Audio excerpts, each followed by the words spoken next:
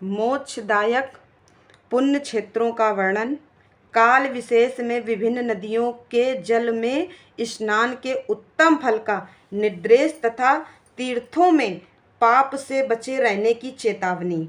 सूत जी बोले, विद्वान एवं बुद्धिमान महर्षियों, मोक्षदायक शिव क्षेत्रों का वर्णन सुनो। तत्पश्चात मैं लोक रक्षा के लिए शिव संबंधी आगमों का वर्णन करूंगा। पर्वत, वन और काननों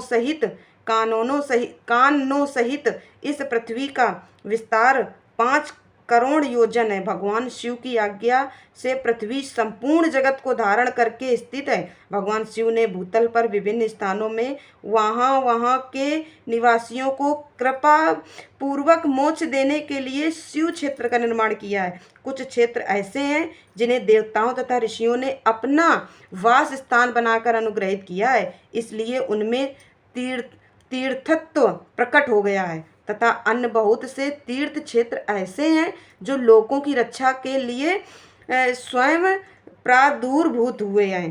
तीर्थ और क्षेत्र में जाने पर मनुष्यों को सदा स्नान, दान और जप आदि करना चाहिए, अन्यथा वह रोग, दरिद्रता तथा मूर्खता आदि दोषों का भागी होता है। जो मनुष्य इस भारतवर्ष के भीतर मृत्यु को प्राप्त होता है, वह अपने पुण्य के फल से ब्रह्मा लोक में वास करके पुण्य क्षय के पश्चात पुनः मनुष्य योनि में ही जन्म लेता है। पापी मनुष्य पाप करके दुर्गति में ही पड़ता है, और ब्राह्मणों पुण्य क्षेत्र में पाप करके किया जाए तो वह और भी दृढ़ हो जाता है। अतः पुण्य क्षेत्र में निवास करते समय सूक्ष्म से सूक्ष्म अथवा थोड़ा सा भी पाप न करें। सिंधु और सतजल यानी सतद्रु मतलब सतजल नदी के तट पर बहुत से पुण्य क्षेत्र हैं। सरस्वती नदी परम पवित्र और पाठ मुख वाली कही गई है, अर्थात उसकी 60 धाराएं हैं। विद्वान पुरुष सरस्वती के उन धाराओं के तट पर निवास करे तो वह क्रमशः ब्रह्मा पद को पा लेता है। हिमालय पर्वत से निकली हुई पुण्य सलिला गंगा 100 मुख वाली नदी है। उसके तट पर काशी, प्रयाग आदि अनेक पुण्य क्षेत्र हैं। वहाँ मकर राशि के सूर्य होने पर गंगा की तटभूमि पहले से भी अधिक प्रशस्त एवं पुण्यदायक हो जाती है। श्रोणभद्र नद की 10 धाराएं हैं। वह बृहस्पति के मकर राशि में आने पर अत्यंत पवित्र तथा अभीष्ट फल देने वाला हो जाता है। उस समय वहाँ स्नान और उपवास करने से विनायक पद की प्राप्ति होती है। पुण्य सलिला महानदी नर्मदा के 24 मुख्य स्रोत हैं। उसमें स्नान तथा उसके तट पर निवास करने से मनुष्य को वैष्णव पद की प्राप्ति होती है। तमसा के 12 तथा रेवा के 10 मुख हैं। परम पुण्यमयी गोदावरी के 21 मुख बताए गए हैं। एवं ब्रह्मा हत्या तथा गोवध के पाप का भी नाश करने वाली एवं रुद्र लोक देने वाली है। कृष्णवेणी नदी का जल बड़ा पवित्र है। वह नदी समस्त पापों का नाश करने वाली है। उसके 18 मुख बताए गए हैं तथा वह विष्णु लोक प्रदान करने वाली है। तुंगभद्रा के 10 मुख हैं। वह ब्रह्मा लोक देने वाली है। और पुण्य सलिला सुवर्ण मुखरी के 9 मुख कहे गए हैं। ब्रह्मलोक से लौटे हुए जीव उसी के तट पर जन्म लेते हैं। सरस्वती नदी, पंपा सरोवर, कन्याकुमारी, अंतरीप तथा शुभकारक श्वेत नदी, ये सभी पुण्य क्षेत्र हैं। इनके तट पर निवास करने से इंद्रलोक की प्राप्ति होती है। सहा पर्वत से निकली हुई महानदी कावेरी परम पुण्यमयी है। उसके 27 मुख बताए गए हैं। वह संपूर्ण अभीष्ट वस्तुओं को देने वाली है। उसके तट स्वर्ग लोक की प्राप्ति कराने वाले तथा ब्रह्मा और विष्णु का पद देने वाले हैं। कावेरी के जो तट शैव क्षेत्र के अंतर्गत हैं, वे अभीष्ट फल देने के साथ ही शिवलोक प्रदान करने वाले भी हैं। और नैमिसारण्य तथा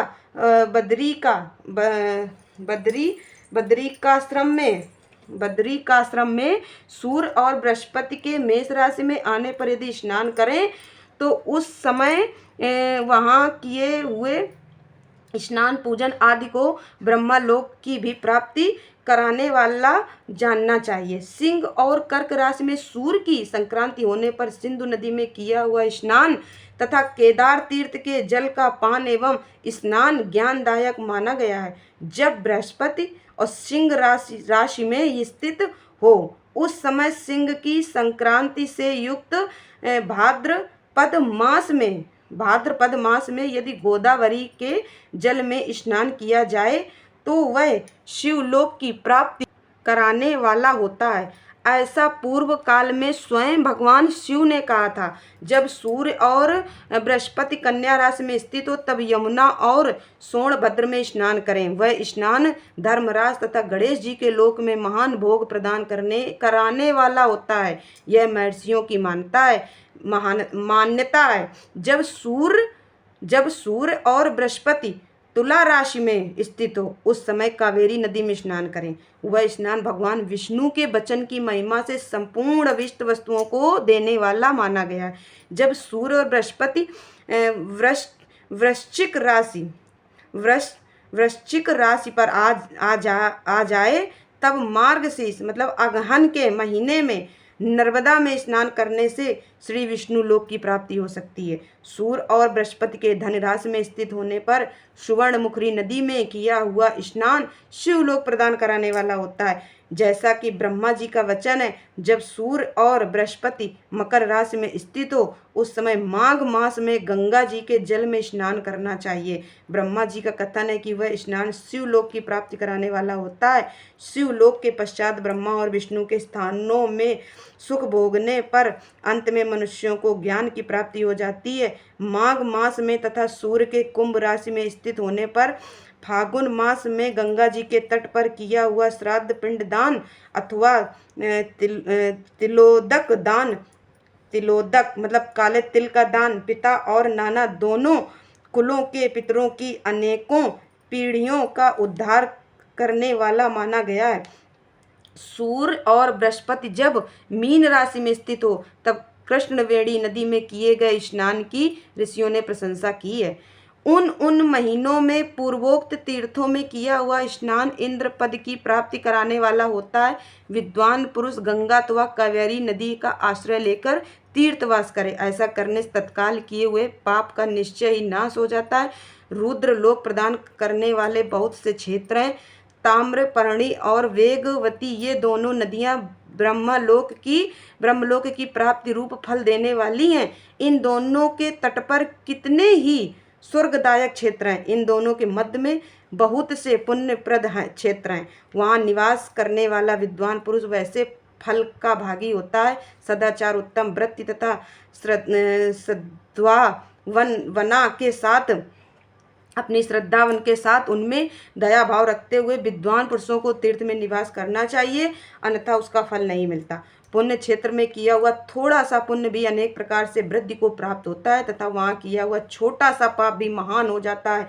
यदि पुण्य क्षेत्र में रहकर ही जीवन बिताने का निश्चय हो तो उस पुण्य संकल्प से उसका पहले का सारा पाप तत्काल नष्ट हो जाएगा, क्योंकि पुण्य को ऐश्वर्यदायक कहा गया है। ब्राह्मणों, तीर्थवास जनित पुण्य कायिक वाचिक और मानसिक सारे पापों का नाश कर देता है। तीर्थ में किया हुआ मानसिक पाप वज्र लेप हो जाता है, वह कई कल्पों तक पीछा नहीं छोड़ता। वैसा पाप केवल ध्यान से ही नष्ट होता है, अन्यथा नहीं।